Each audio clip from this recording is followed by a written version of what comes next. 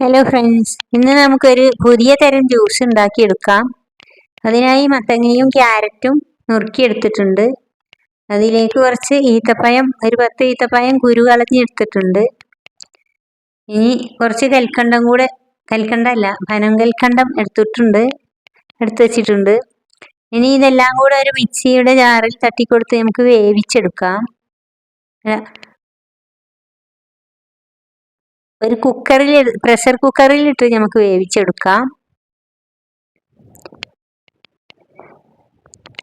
ഇനി അത് വേവുന്നതിന് ആവശ്യമായ വെള്ളവും കൂടെ ഒഴിച്ചു കൊടുത്ത് പനങ്കൽക്കണ്ടവും ഈത്തപ്പഴം മത്തങ്ങയും ക്യാരറ്റും എല്ലാം കൂടെ വേവുന്നതിന് ആവശ്യമായ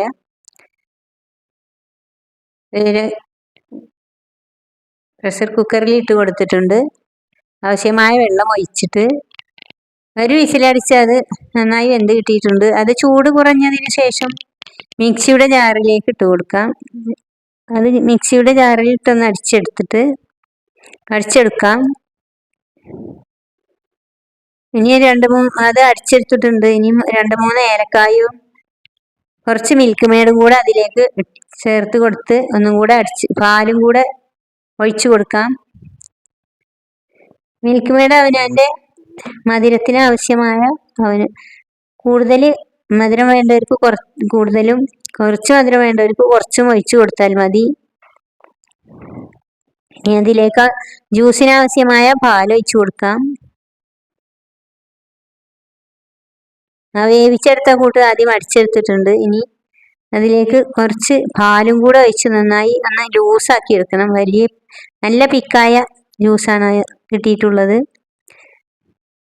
ലൂസാവുന്നതിന് ആവശ്യമായ പാൽ അതിലേക്ക് ഒഴിച്ചു കൊടുത്ത് അരിച്ചെടുക്കുക.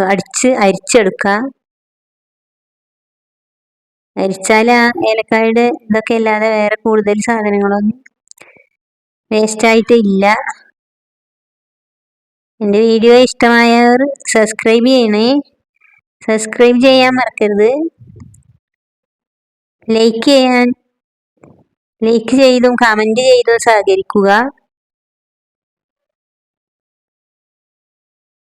നല്ല ടേസ്റ്റിയായ മത്തങ്ങ ജ്യൂസാണ് ഇവിടെ റെഡിയായി കിട്ടിയിട്ടുള്ളത്. പിന്നെന്തൊക്കെയുണ്ട്? നോമ്പൊക്കെ സുഖമായിട്ട് പോണു അല്ലേ? വേണ്ടോ, നല്ല പിക്കായ ആപ്പിൾ ജ്യൂസാണെന്ന് വിചാരിക്കും ഇപ്പോൾ കണ്ട.